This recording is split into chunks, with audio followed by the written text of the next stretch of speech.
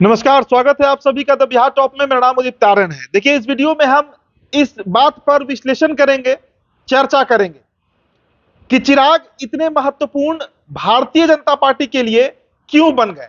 क्यों चिराग पासवान के सामने बीजेपी के शीर्ष नेता जो आला कमान है उनको साष्टांग करना पड़ा, उनको नतमस्तक होना पड़ा।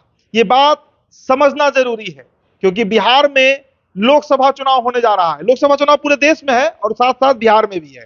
बिहार के 40 लोकसभा सीट हैं और जो जातीय जनगणना की रिपोर्ट 2 अक्टूबर 2023 को जारी की गई, उसमें यह बात स्पष्ट किया गया कि बिहार में यादवों के बाद दूसरी सबसे बड़ी आबादी वाली जाति पासवान है, यानी दुसाध हैं। उनके नेता चिराग पासवान है। दरअसल इस बात को लेकर लड़ाई भी थी, वर्चस्व की लड़ाई थी कि इनके नेता पारस हैं या फिर उनके नेता चिराग पासवान हैं। अंतिम मुहर चिराग पासवान के नाम पर लिखी। इसे आपको उदाहरण के तौर पे हम समझाते हैं। कल मुंगेर लोकसभा में हमारा कवरेज था। मुंगेर लोकसभा हम घूम रहे थे। बाढ़ में एक गांव है ढेबरी गांव, शायद आप लोग जानते भी होंगे, एनटीपीसी के ठीक सामने पड़ता है। उसमें पासवानों का एक गांव हमें मिला जहां की आबादी करीब 1700-1800 होगी और सभी के सभी जो लोग वहां पर रह रहे थे वो पासवान यानी दुसाध जाति से ही थे। बाबा चौहरमल का मंदिर भी था, वहां का स्टोरी भी हमने कवर किया, हमने आपको दिखाया भी, ऑफ कैमरा भी हमारी बातचीत हुई। देखिए, बिहार में एक जनरल ट्रेंड है। आप किसी भी लोकसभा में चले जाइए, किसी भी प्रखंड में चले जाइए, किसी भी गांव में चले जाइए, अगर वहां पर पासवान है तो वो ना नरेंद्र मोदी को जानता है, ना नीतीश कुमार को जानता है, ना पशुपति कुमार पारस को जानता है, ना तेजस्वी यादव को जानता है, ना उपेंद्र कुशवाहा को जानता है और ना जीतन राम मांझी को ही जानता है। वो बस एक नाम जानता है, वो नाम स्वर्गीय रामविलास पासवान का है, वो नाम चिराग पासवान का है। इतनी पकड़ शायद राजद के जो नेता हैं लालू प्रसाद यादव और तेजस्वी यादव, उनका यादवों पर भी नहीं होगा जितना पासवान वोटर्स पे पकड़ चिराग पासवान का है। पासवान वोटर्स के बारे में एक और आपसे हम बात बता देते हैं। आंकड़ा जो है जो कहता है, देखिए, पासवान वोट बिहार में कहीं भी एक मुश्त आपको नहीं मिलेगा। मतलब कोई लोकसभा सीट ऐसा नहीं है जहां पर पासवान वोटर जो है वो हराने या जिताने में बड़ी भूमिका निभाते हैं।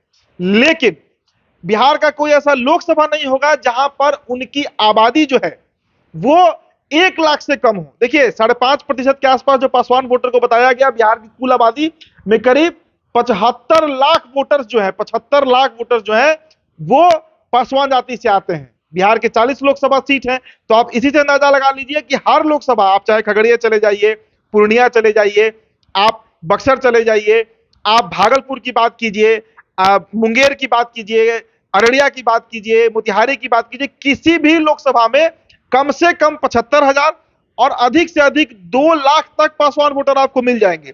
और ये डेडिकेटेड वोटर है, मतलब ये अपने नेता को जानते हैं, उनका सिंबल जानते हैं, इनको पता होता है कि इनको वोट कहां डालना है। उसके लिए बहुत प्रचार और प्रसार की जरूरत नहीं है।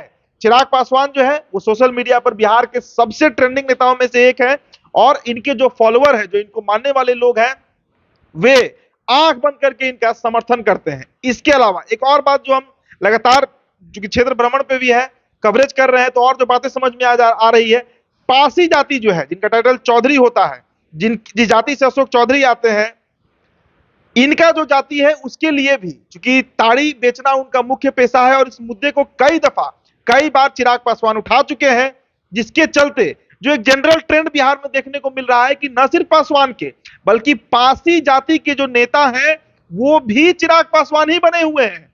तो उस कलेक्टिव वोट को भी अगर जोड़ लिया जाए तो आप समझिए कि बिहार में अगर बीजेपी चिराग को साइड करके चुनाव लड़ती, तो चिराग चाहे महागठबंधन से लड़ते या उनकी पार्टी निर्दलीय ही बिहार के 40 लोकसभा सीट पर लड़ जाती, दोनों स्थिति में बीजेपी को 40 के 40 लोकसभा सीट पर कम से कम 1.5 से 2 लाख और कहीं कहीं तो 2.5 लाख तक के वोट का नुकसान उठाना पड़ता, जो बीजेपी के लिए एक बड़ा डिफैक्टो बनता, जिसके चलते बीजेपी कई ऐसी सीटें होती जहां पर कांटे की टक्कर हो जाती या जहां पर बीजेपी को हार का भी सामना करना पड़ता।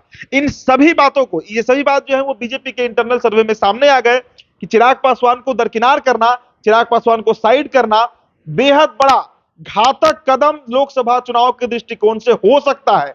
ऊपर से 10 मार्च को जो साहिबगंज में चिराग ने हिदायत दी, ये बात कहा कि हमारा अलायंस जनता के साथ है, हमारा अलायंस किसी दल के साथ नहीं है।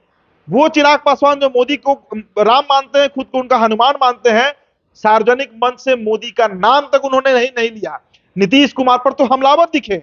ये सभी बातों का प्रभाव था, प्रेशर था कि बीजेपी को अंतोगत्वा नतमस्तक होना पड़ा, चिराग को कंसिडर करना पड़ा और पशुपति कुमार पारस और चिराग के चचेरे भाई प्रिंस पासवान का बलिदान भी उनको देना पड़ा है। तो चिराग ने अपनी अहमियत भाजपा को बताई, चिराग का लगातार, और सबसे बड़ी बात कि चिराग पासवान से ज्यादा आज जो वोट बैंक उनके पास है वो उनके पिता रामविलास पासवान के चलते हैं। रामविलास पासवान एक छत्र राज कर रहे थे बिहार में। एक दौर था 90 का जब दलितों के इकलौते नेता रामविलास पासवान थे। जिस समय जीतन राम मांझी भले ही विधायक मंत्री रहे होंगे, लेकिन उनका पदार्पण बिहार की राजनीति में एक बड़े नेता के तौर पर नहीं था। बिहार में रामविलास, उत्तर प्रदेश में मायावती, ये कॉम्बिनेशन था दलितों का।